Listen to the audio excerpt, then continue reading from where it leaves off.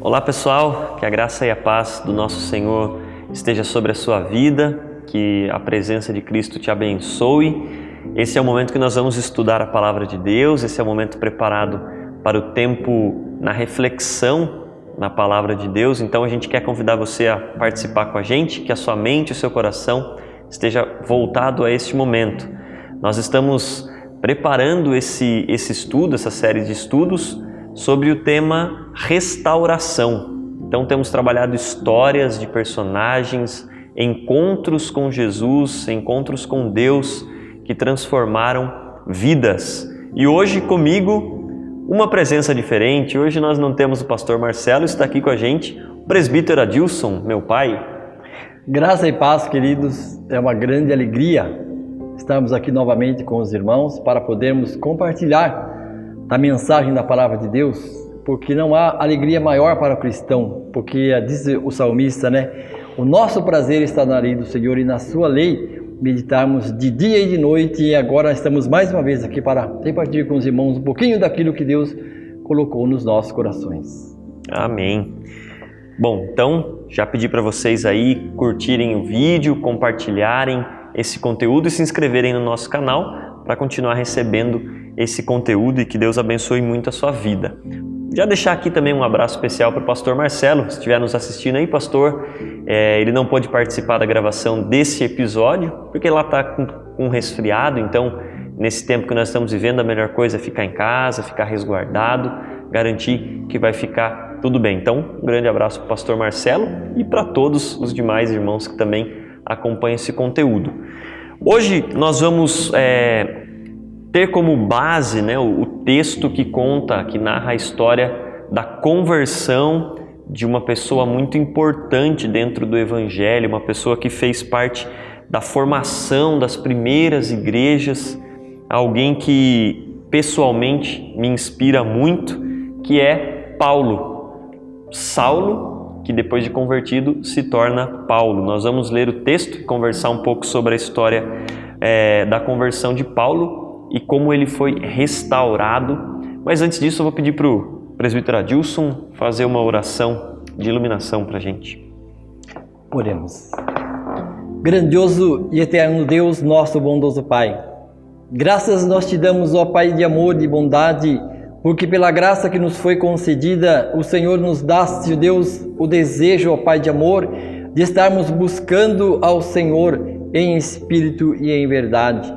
Por isso nós pedimos nesse instante, ó Deus, quando a Tua Palavra vai ser lida e meditada, Senhor Deus, que o mesmo Espírito, ó Deus, que nos conduziu a esse recinto nesse momento, Senhor Deus, permaneça conosco, dando-nos a sabedoria, o entendimento, de maneira que a Tua Palavra seja, Senhor Deus, bem clara, bem transparente aos nossos corações. Amém. De maneira que todos aqueles que estão ouvindo possam também, Senhor Deus, entender, compreender e sentir o desejo, Senhor Deus, de praticar, Senhor Deus, os Teus santos e benditos ensinamentos também, ó Pai. Amém. Abençoa cada coração, Senhor Deus, também daqueles que estão entristecidos, abatidos também, ó Deus. Que a graça do Senhor possa, Senhor Deus, ser derramada abundantemente sobre as suas vidas, de maneira, Senhor Deus, que eles sintam a presença gloriosa de Cristo, consolando, confortando os seus corações. Guardar-nos sabedoria e entendimento, mais uma vez te pedimos, em nome e pelo amor do Teu Filho amado Jesus, o nosso Salvador. Amém. Amém, Pai. Bom, pessoal, o texto que narra essa história está no livro de Atos dos Apóstolos, no capítulo 9. E nós leremos desde o versículo 1 até o versículo 19, mas nós vamos lendo alguns versículos e à medida que a gente for lendo, nós vamos conversando a respeito desse trecho. Então, Atos, capítulo 9, a partir do versículo 1, diz assim a palavra de Deus. Enquanto isso, Saulo ainda respirava ameaças de morte contra os discípulos do Senhor. Dirigindo-se ao sumo sacerdote, pediu-lhe cartas para as sinagogas de Damasco, de maneira que, caso encontrasse ali homens ou mulheres que pertencessem ao caminho, pudesse levá-los presos para Jerusalém. E nesse primeiro trecho, Pai, o autor aqui do livro de Atos, ele se preocupa, né? Lucas se preocupa em falar um pouquinho a respeito de Paulo, né? Apresentar um pouco de Saulo, apresentar essa figura, né? Aqui o texto diz que ele ainda respirava ameaças de morte contra os discípulos do Senhor. Aí a gente vai estudar um pouco mais, a gente vai ler outros textos que vão nos mostrar quem era esse Saulo, né? Saulo era alguém de uma importância dentro da religião do povo judeu e era alguém que tinha essa autoridade para perseguir discípulos de Jesus Cristo. Esse momento, né, é pouco tempo depois da ressurreição e da ascensão de Jesus, e o evangelho começa a crescer muito rápido. Isso incomoda lideranças religiosas, lideranças políticas, a ponto de autorizarem a perseguição dos discípulos de Jesus, né? Ali na frente, no versículo 2, vai falar que Paulo ele pede cartas, né, para as sinagogas de Damasco, o lugar para onde ele se dirigia, para que ele pudesse prender homens e mulheres que porventura ele encontrasse e que pertencessem ao caminho. Aqueles que os primeiros cristãos não eram chamados de cristãos, não eram chamados de evangélicos, eles eram chamados de o povo do caminho, né? E Paulo estava fazendo uma viagem e estava preocupado em ter autorização para perseguir essas pessoas. Então, esse personagem ele tem essa característica de perseguidor, né, dos cristãos. A gente percebe que Saulo, né, no caso aqui, Saulo, ele na palavra de Deus e outros textos vai mostrar que ele demonstrava um zelo, né, muito grande pelo farisaísmo, no qual ele foi doutrinado, né? E ele tinha Jesus como se fosse um falsário, uma ameaça para a sociedade. Então era aquele enganador. A gente vê que ele é enganador. E agora eu estava observando aqui, né? No texto ele diz aqui que Paulo ainda respirava ameaça de morte. Quer dizer que ele já tinha feito vítimas. Porque, se caso contrário, não teria colocado ainda. Ele continuava Ele continuava com a mesma inspiração para matar, para maltratar, para prender, né? E a termos respirando ameaças de morte, eu estava consultando um comentário hoje de tarde, eu observei uma coisa interessante. O comentarista disse o seguinte: respirando ameaça de morte é a mesma tradução no grego que se dá para uma predador que está atrás da sua presa, escondido na moita, para atacar a sua presa e para matá-la e para devorar aquela presa. Então essa mesma expressão é colocada aqui a respeito do apóstolo Paulo. No caso Saulo, ainda Saulo, né? Respirando ameaças de morte contra os discípulos, porque zeloso, tinha agora uma autoridade, né? Então isso ele estava envolvido de autoridade, de modo que ele sentia-se com poder para fazer isso, né? Ele estava todo cheio de poder, de força, de todo o sinédrio, né? Que era o círculo, o conjunto de todos os sacerdotes. Então ele estava todo preparado para para maltratar, para bater, para prender e até para matar, se fosse o caso, né?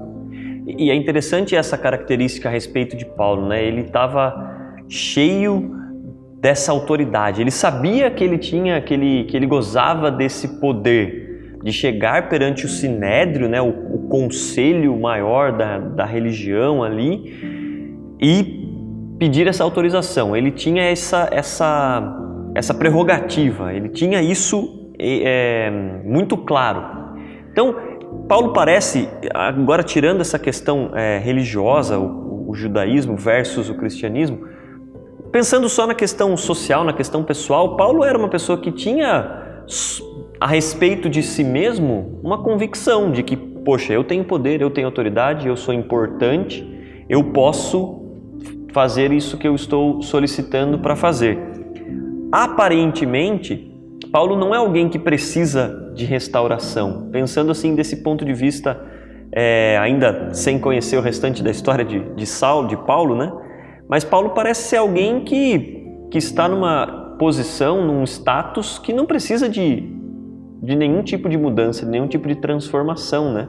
Diferente de outros personagens que a gente conversou já nessa série, que eram pessoas que, claramente, devido à sua condição física, devido às circunstâncias do momento, precisavam de uma intervenção. Se for o caso, se fosse comparar, que seria com Pedro, no caso, né? Sim, que sim. Aparentemente era o mais audacioso de todos e, no entanto, negou o mestre. E ele, no caso, ele foi fiel, Sim. à sua religião. Aquilo que ele acreditava. Ele era fiel em tudo que ele fazia, né? Então aparentemente, né? É interessante nós observarmos isso, sabe? Que eu estava lembrando desse caso do tal de Lázaro aí, quem está acompanhando a história, aí todos os jornais do nosso meio de comunicação está falando sobre esse tal de Lázaro aí.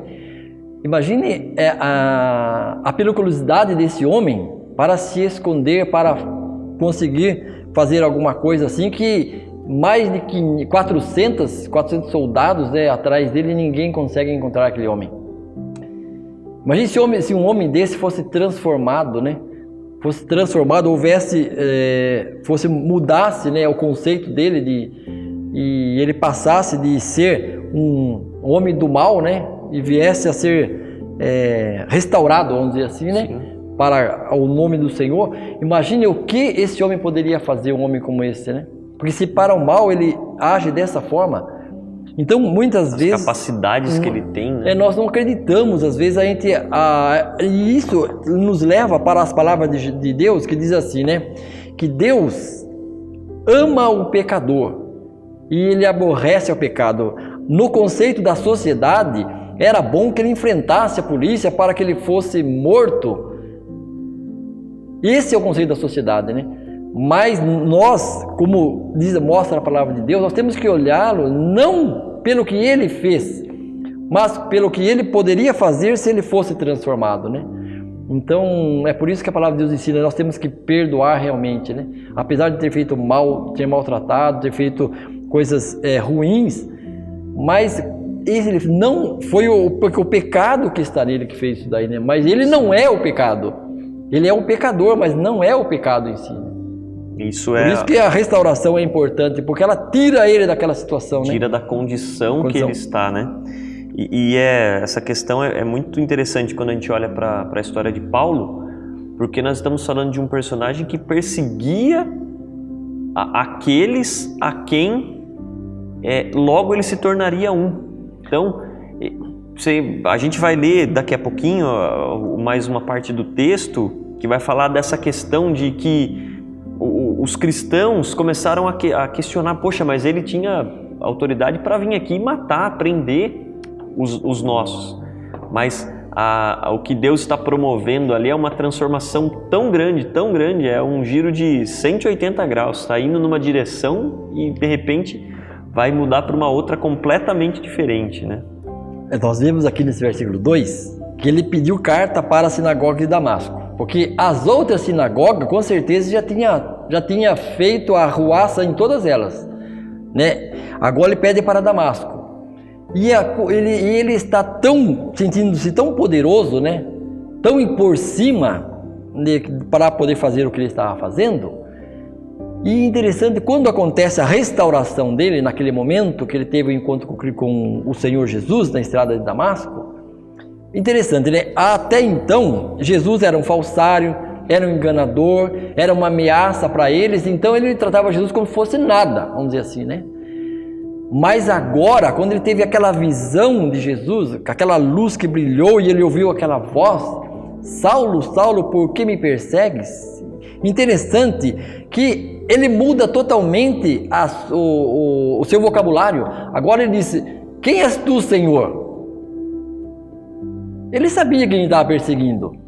Ele sabia que estava perseguindo. Ele não estava perseguindo os cristãos, na verdade, né? Os servos de Deus que estavam ali servindo ao Senhor. Ele estava perseguindo realmente a Cristo, ele estava perseguindo. Porque se ele tirasse os cristãos, ele sabia que ele acabava com essa denominação cristã. Mas agora ele chama Jesus de Senhor, né? E depois, novamente, ele repete, Senhor, o que eu devo fazer? Então agora essa restauração colocou ele então lá embaixo. E levantou a moral de Jesus. Mudou a perspectiva que ele tinha a respeito dele mesmo. Olha que interessante. Já que você mencionou o texto, vamos ler esse a partir do versículo 3, Atos 9:3, diz assim, né? Em sua viagem, quando se aproximava de Damasco, de repente brilhou ao seu redor uma luz vinda do céu.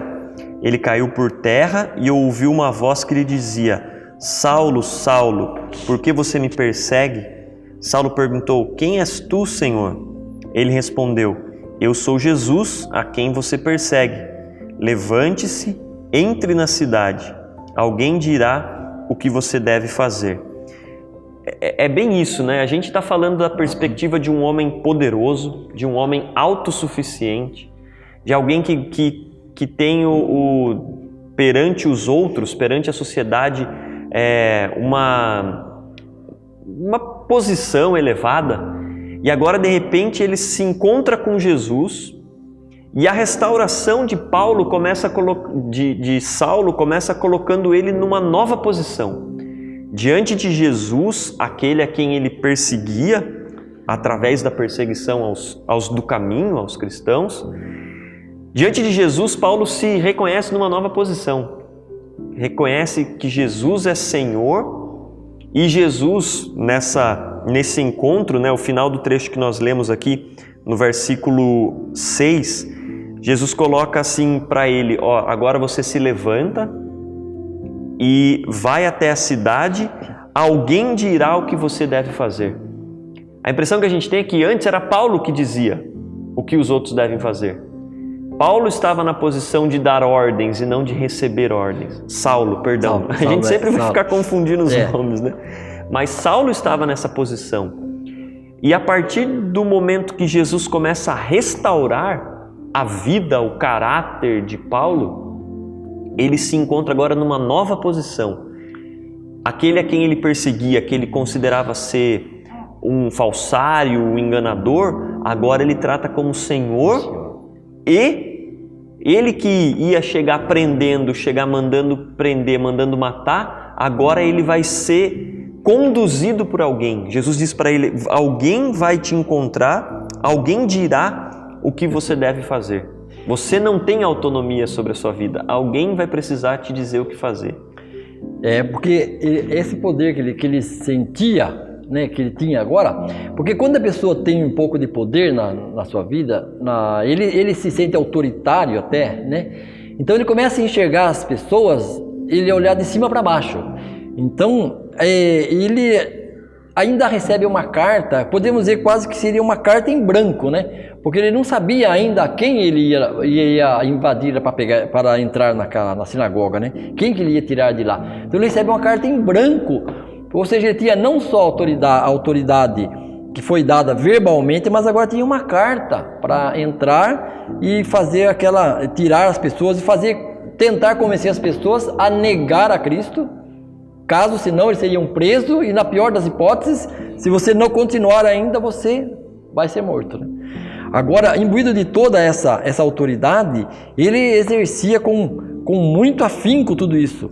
Mas eu acredito também que a conversão, aliás, a restauração de Saulo para Paulo, ela iniciou ali naquele momento, quando ele reconheceu, né? Quando ele caiu ali por terra e ficou cego, não conseguia enxergar mais nada. E nós ligando essa visão que ele teve, né, de Cristo ali na estrada de Damasco, nós ligando com a profecia do apóstolo, do profeta Isaías, quando ele disse: o povo que andava em trevas viu uma grande luz, e aqueles que viviam na região da sombra da morte, resplandeceu-lhes a luz. Então agora aquela luz, ela se contrastou tanto, né, com a vida daquele perseguidor, que a ponto dele ficar cego. Aí, no entanto, aqueles que andavam em trevas viu a grande luz, ou seja, abriu-lhes os olhos para que eles pudessem entender que eles viviam uma vida de pecado. Mas para Paulo ela foi ainda além, porque Paulo precisava talvez de uma mudança mais funda na mudança de Paulo, né? Mas, no entanto, aquilo que a gente podia ser, ele podia ser durão e não se converter imediatamente, mas acredito que na primeira vez que ele falou, quem és tu, Senhor? Ali já começou a conversão dele. Ali já começou a quebrar. O primeiro passo para a sua restauração se deu ali naquele momento, quando ele reconheceu que havia um Deus poderoso, e ele estava na contramão, né? Sim. Na contramão da realidade. E é interessante pensar, porque nesse momento que ele recebe, que ele tem esse encontro com Jesus, o que os perseguidores, os líderes religiosos tinham tentado abafar, tinham tentado de alguma forma esconder ou desacreditar o fato de que Jesus ressuscitou, o fato de que Jesus havia sido morto e sua morte foi amplamente conhecida e ele havia ressuscitado. Essa ideia de ressurreição, de superar a morte, não era aceita por eles e a tentativa deles era de fazer com que essa história o quanto antes morresse, porque a crença do cristão que nos converte é crer na ressurreição de Cristo. E ali naquele momento Paulo ele tem um encontro com aquele a quem ele negava a ressurreição. Então o choque na vida de Paulo naquele momento, quando o próprio Jesus se apresenta para ele, deve ter sido uma coisa tremenda, que não teria como ter um outro fim que não fosse a transformação completa da vida dele, né? Você me fez lembrar agora aquele programa que tem na televisão, o tratamento de choque. Tratamento de choque. Né? Ele tomou aquele choque tremendo e o qual era, e a gente percebe que ele consegue ver a gravidade, né, da situação, por causa de que ele ficou cego imediatamente. E diz a palavra de Deus que a mesma coisa não aconteceu com os seus soldados, né? Os seus soldados ouviram a voz até, mas diz o texto que eles não viram nada. No entanto, aquela luz brilhou apenas para ele. Então, vamos ler o texto que fala justamente desse trechinho, Atos 9, no versículo a partir do 7. Os homens que viajavam com Saulo pararam emudecidos, ouviam a voz, mas não viam ninguém. Saulo levantou-se do chão e, abrindo os olhos, não conseguia ver nada. E os homens o levaram pela mão até Damasco. Por 3 dias ele esteve cego, não comeu e nem bebeu. É o trecho que fala aí justamente do impacto, né, o que causou ali em Saulo, né? E a diferença, de fato, nos que estavam junto com ele. Porque, na verdade, ele era o chefe de tudo, né? daquela guarda, né? Daquele grupo de soldados que estavam ali para aprender. E ele apenas mandava, né? Pelo que a gente percebe no texto da palavra de Deus, quando eles apedrejaram Estevão, a gente percebe que ele segurava. E o interessante é que o seu coração estava tão ligado à sua doutrina, né? Suas convicções, né? Que mesmo vendo Estevão, que Estevão não o amaldiçoou, não desejou nada de mal para ele, porque com certeza eles ouviram o que Estevão falou. Nem isso foi suficiente para tocar no coração dele. Ele falou assim, mas meu Deus, como que ele não me amaldiçoou até agora, né?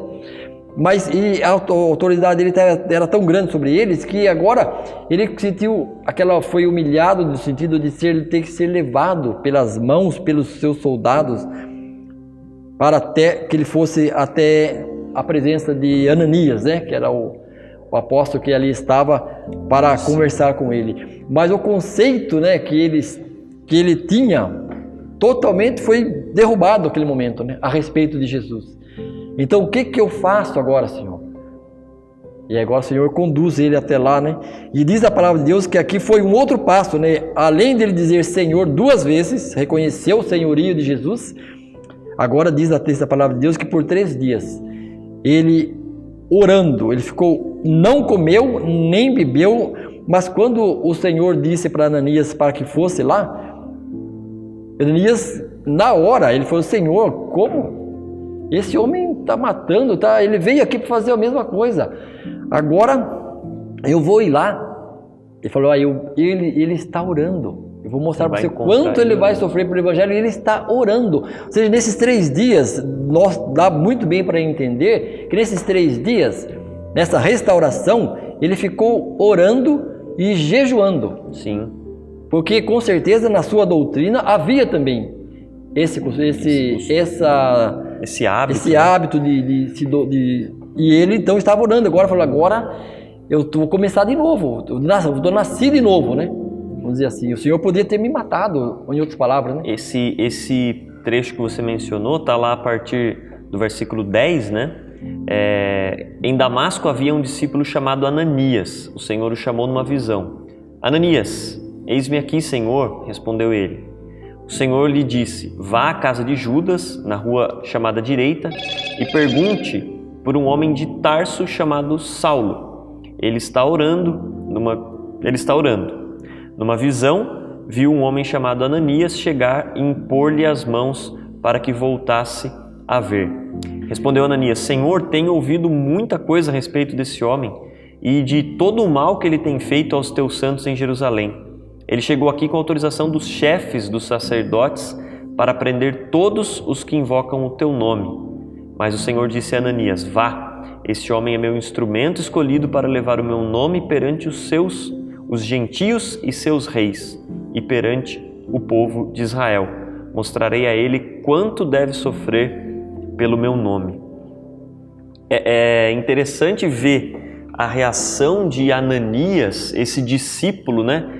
Jesus, quando encontrou-se com Paulo, falou assim para ele, você vai para a cidade e você vai fazer o que alguém vai te falar, alguém que eu estou escolhendo. Esse alguém é Ananias.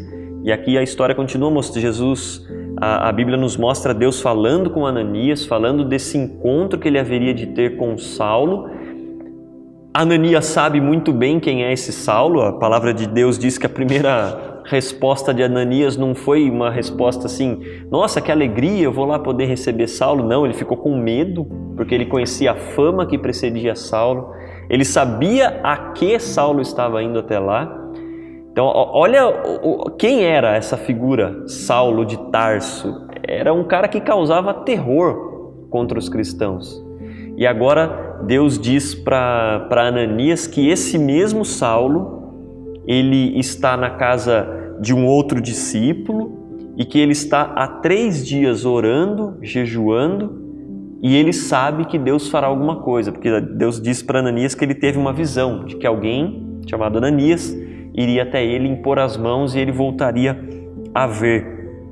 Olha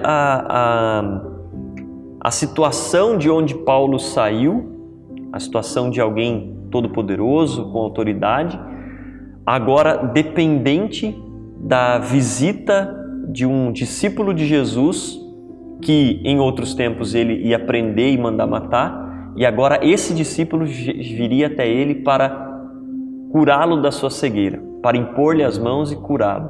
Orar em nome de Jesus, que ele perseguia, né, para restaurá-lo, né, novamente, para a vida novamente, né? Então, essa história de restauração de Paulo, para mim, ela é muito interessante e mexe muito com as nossas perspectivas, porque quando a gente fala em restauração, a gente, a princípio, pensa em alguém que está muito machucado fisicamente, emocionalmente, espiritualmente, e que essa pessoa sabe, ou as pessoas que estão à sua volta, sabe que precisa que algo seja feito em favor dela.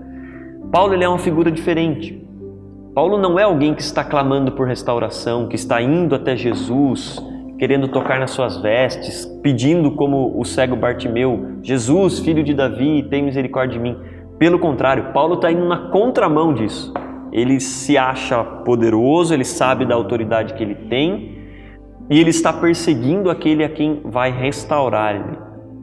Por isso é muito interessante a gente trazer isso para a nossa perspectiva, porque às vezes nós não nos colocamos na posição de Paulo enquanto perseguidores, autoritários, nada disso, mas nós vemos a nossa vida e julgamos que não precisamos de nada, não precisamos ser restaurados, não precisamos de um encontro com Jesus.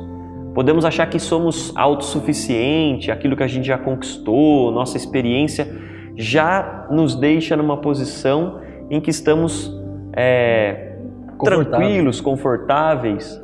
E a história de Paulo vem trazer para mim uma lição de que todos, independente da nossa situação e de momento de vida, todos precisamos desse encontro restaurador com Jesus. Então, sabe, eu estava lembrando aqui de um fato que eu vi essa semana, um testemunho. No nosso conceito, né, é assim, a pessoa, o bonzinho é mais fácil. O bonzinho não precisa de nada, já está quase pronto. E aquele que é o problema, né, que cheio de problemas, de dificuldades, até esse testemunho foi assim: o pastor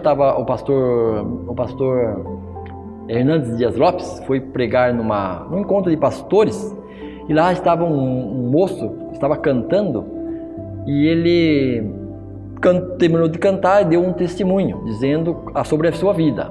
E resumindo, ele era uma pessoa criado sem pai, só com a mãe, e os dois irmãos se embrenharam na droga, e aí até que um belo dia ele viu, no sentido, não no bom sentido da palavra, né? Ele viu, para ele foi uma mudança, foi um choque, né? Ele viu o irmão dele morto ali. E aí ele tinha ouvido uma semana antes alguém falar de Jesus para ele. Então foi aquele choque para ele, ver o irmão morto, falou assim: amanhã pode ser eu. Então ele tomou aquele choque e ele veio para Cristo e aceitou a Cristo como Salvador. Então nós vemos que quando Jesus, por exemplo, era criticado por estar no meio dos publicanos, dos pecadores, aí ele vai comer com publicano, com pecadores. Na verdade, é a mesma coisa que nós compararmos o médico. O médico, qual que é o que o médico faz? O médico, ele vive no meio dos doentes, ele vai no hospital, a vida dele é lá. São 8 horas, alguns muito mais do que isso, às vezes até dobra, né, o período dele de trabalho lá por causa de uma gravidade, de uma doença. Ele vai lá, não vai para ficar doente. Ele vai lá para curar os doentes, para diagnosticar e dar o remédio, para tirá-los daquela situação. Então, nós cristãos também, nós temos que ver dessa forma, né? Nós devemos, sim, essas pessoas que estão doentes, elas precisam do remédio. Elas precisam de cura, né? Jesus nas suas vidas, né? Então, o efeito do remédio, para quem está quase bom, ele toma um comprimido e já está resolvido.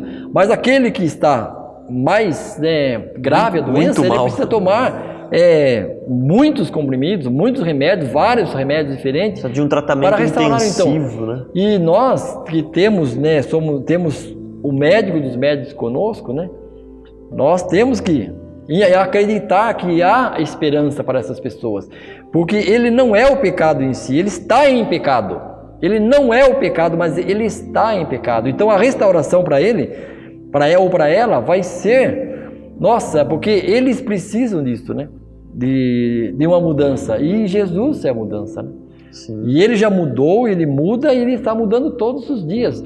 Nós estamos vendo ele realizando a sua obra, né? Então é bem importante nós olharmos as pessoas não como pecado, mas como um pecador. E amá-los, né? Continuando o texto aqui, o trechinho final, né? Que já é o encontro de Ananias com Saulo, no versículo 17 do capítulo 9 de Atos.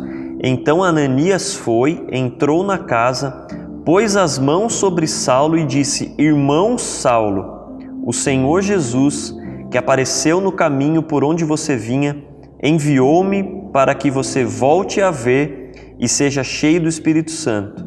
Imediatamente algo como escamas caiu dos olhos de Saulo e ele voltou a ver novamente. Levantando-se, foi batizado e depois de comer, recuperou as forças. Algumas coisas interessantes nesse trecho aqui. A primeira delas que eu observo é a forma com que Ananias tratou Saulo. Olha que coisa mais bonita. A gente falou um pouco aqui desse personagem Saulo e o terror que ele causava nos discípulos de Jesus.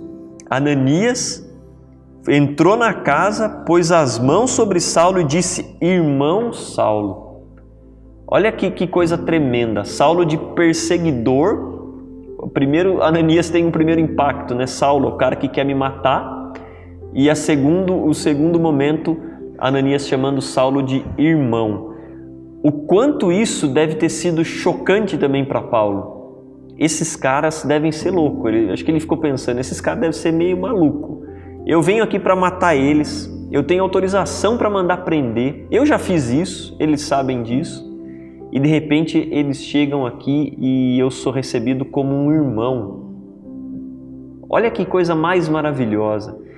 E é esse o impacto que o Evangelho causa nas nossas vidas, algo tão chocante, algo tão inacreditável, de você receber de alguém uma palavra de amor, uma palavra de carinho. O Evangelho é isso. O Evangelho é demonstrar amor ao que não merece, demonstrar graça, perdão àquele que não pediu perdão, àquele que não está querendo se redimir. Foi isso que Jesus fez por nós. Jesus não nos encontrou na posição em que nós clamávamos por salvação, clamávamos por misericórdia. Nós estávamos indo por outros caminhos e Jesus vem até nós e é morto por nossos pecados, demonstrando o amor de Deus pelas nossas vidas. É esse o impacto que Paulo está recebendo nesse momento. Alguém que ele tinha autoridade para matar está chamando ele de irmão, irmão Saulo. E mais para frente, nesse mesmo trechinho que a gente leu, a Bíblia diz que ele volta a ver, né? E levanta-se e é batizado ali naquele momento. E a gente lê lá em Mateus, no ID, né? Jesus ensinando os discípulos como que eles deveriam batizar. Você vai batizar em nome do Pai, do Filho e do Espírito Santo. E eu imagino Paulo aqui, de repente, depois de ser recebido por Ananias, né? Ananias impondo as mãos sobre ele e batizando ele em nome do Pai, em nome do Filho, Jesus, em nome do Espírito Santo. Olha que coisa tremenda que aconteceu, que transformação, que restauração em 3 dias que Paulo vive. De fato, acho que a maior, para mim, a maior história de conversão da Bíblia, a história de Saulo. Esse texto, o comentário que você está fazendo ainda, me fez lembrar de Romanos capítulo 8, versículos 29 e 30, onde ele diz assim, né? Aos que de antemão conheceu, a esses também predestinou para serem conforme a imagem do seu Filho, sendo este o primogênito de muitos irmãos. Então, cumpriu-se na vida do apóstolo Paulo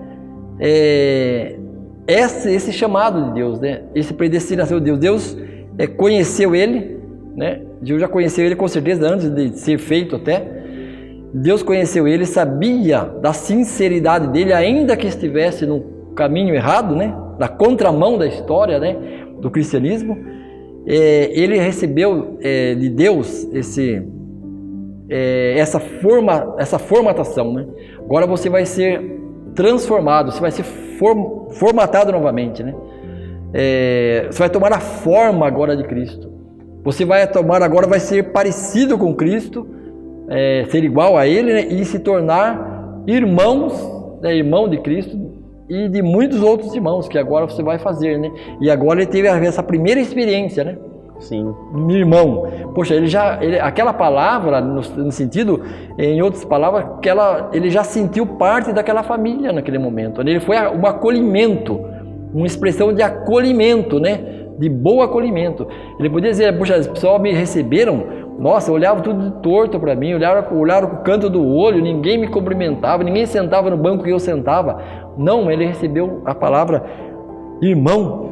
Poxa vida, ele sentiu naquele momento como se tivesse sido abraçado naquele momento, né? Se tivesse parte daquilo, daquela família já. Porque dá pra gente tentar imaginar, né, que depois que Paulo recebe, passa por essa experiência de encontrar-se com Jesus, e Jesus diz para ele cego, sem poder ver, sem poder saber para onde ele está indo, acreditando que alguém vai levar ele para algum lugar. Você fica imaginando, bom, agora eu estou vulnerável no meio daqueles que eu estou perseguindo. O que vai acontecer comigo? Fico imaginando que talvez nesses 3 dias de jejum e oração, ele ficou pedindo para Deus, não permita que quem for vir aqui me receber me mate. E acho que nesse contexto, Deus permite essa visão, que ele sabe, vai vir alguém aqui com o nome de Ananias e vai acontecer essas coisas. Mas fico imaginando a sensação de Paulo nesse momento, né? Porque ele causou mal no meio dos discípulos de Jesus. Humanamente falando, ele ia receber em troca o quê? A vingança, o mal. Só que os discípulos de Jesus são diferentes e ele está tendo um impacto aqui nesse momento de ver a diferença que um discípulo, um verdadeiro discípulo de Jesus tem nas nossas vidas. Nós estamos vivendo um tempo na nossa história da humanidade, na história do nosso país, em que a violência é incitada de uma forma que parece que o mais certo, o mais justo é desejar o mal para o outro que fez algum mal. Você usou o exemplo, né, do Lázaro, aquele cidadão que está sendo perseguido pela polícia. Eu tenho certeza que muitos estão torcendo pela captura, para que ele pague pelo que ele fez, mas eu tenho também certeza que muitos que se dizem cristãos estão torcendo para que ele sofra uma morte terrível, pelo mal que ele causou e pelo mal que ele está causando. E a gente vê aqui Ananias dando um exemplo completamente contrário, chegando para ele, chamando Saulo de irmão, porque sabe que Deus tem um propósito na vida dele. Mas eu lembrei de outra comparação aqui, veja esse comentário que você fez. Ainda bem que Ananias não tinha o espírito do irmão do filho pródigo. Sim, é verdade mesmo. Ainda bem que Ananias não tinha o espírito de Jonas.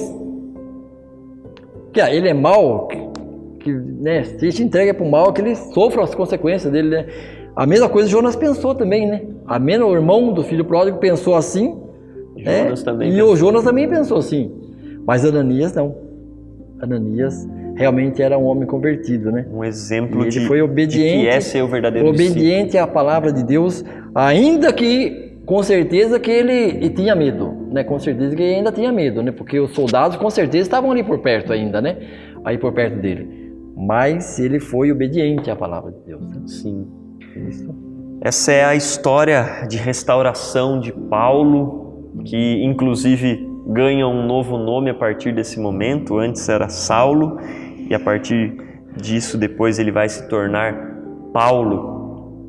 E acho que o que a gente pode ficar como reflexão para as nossas vidas é como nós nos enxergamos, como nós nos vemos, né? Que avaliação a gente faz a respeito de nós mesmos. Eu não estou querendo aqui que ninguém fique se colocando para baixo também, não é isso. Mas diante de Jesus Cristo nós somos totalmente dependentes. E essa dependência de Jesus Cristo é a única coisa que nos faz fortes. A Bíblia diz a respeito disso, né? Que quando estamos fracos, aí sim é que estamos fortes, porque daí a gente entrega toda a nossa dependência, toda a nossa expectativa para Deus, para Jesus Cristo, o nosso Salvador. A história de transformação, a história de restauração da vida de Paulo é a história de alguém que se encontrou com Jesus, que olhou para si, viu a sua condição miserável e viu que a única forma de ser alguém era se tornando um discípulo de Cristo, assim como Ananias. O primeiro exemplo de discípulo nessa nova oportunidade que Paulo teve foi alguém que o chamou de irmão. E que coisa maravilhosa poder passar por isso, poder experimentar isso, saber que temos um Deus, temos um Salvador e que independente daquilo que nós já vivemos, já passamos, Deus nos perdoa. Deus está conosco oferecendo graça, oferecendo misericórdia, porque acima de tudo o que Ele quer é a salvação daqueles a quem Ele chamou e o cumprimento dos propósitos, assim como haviam propósitos para a vida de Paulo, Deus tem propósitos para a sua vida, Deus tem propósito para as nossas vidas. Que nós sejamos humildes para reconhecer isso, reconhecer que somos dependentes de Jesus Cristo e passar e ter esse encontro com Jesus é a melhor coisa que pode acontecer em nossas vidas. Quer acrescentar mais alguma coisa também, pai? Então eu ia só terminar com a expressão do salmista, né? Quando ele diz assim: ensina-nos a contar os nossos dias para que alcancemos corações sábios. Sábios no sentido de restaurarmos uma intimidade maior com a palavra de Deus. Porque a palavra de Deus diz que examinemos as Escrituras, porque cuidais ter nela a vida eterna e é ela que testifica a respeito de Jesus. Então que nós possamos aumentar cada dia mais a nossa intimidade com o Senhor Jesus, assim como Paulo passou a fazer a partir dessa restauração. Restaurarmos mais a nossa comunhão com Deus através da oração, restaurarmos mais a nossa comunhão com Deus através da convívio com a igreja, que é o corpo vivo de Cristo. Amém. Glória a Deus. Vamos encerrar então esse nosso estudo hoje. Eu vou fazer uma oração e que você aí na sua casa também possa estar em comunhão com o Espírito Santo, orando também a Deus nesse momento. Pai, nós te louvamos, Deus, pela palavra do Senhor, pelo Senhor ter nos dado a oportunidade, o acesso a ela, Deus. Nós te louvamos pela vida de Paulo, Senhor, um personagem tão importante para nós que somos cristãos, ó Pai eterno, mas ele só foi importante porque um dia ele se encontrou com Jesus. Amém. E esse encontro transformou, restaurou a sua vida.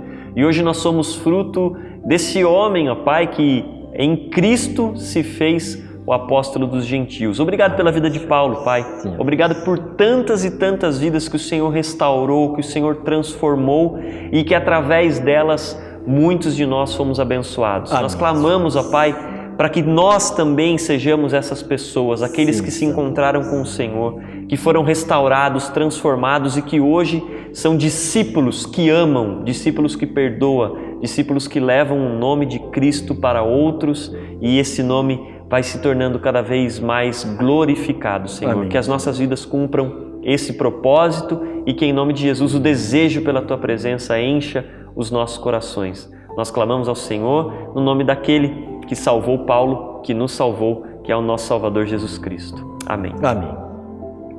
Pessoal, muito obrigado por estar com a gente nesse momento e aguardamos você para a nossa próxima história de restauração na nossa série de estudos. Um abraço, fiquem com Deus.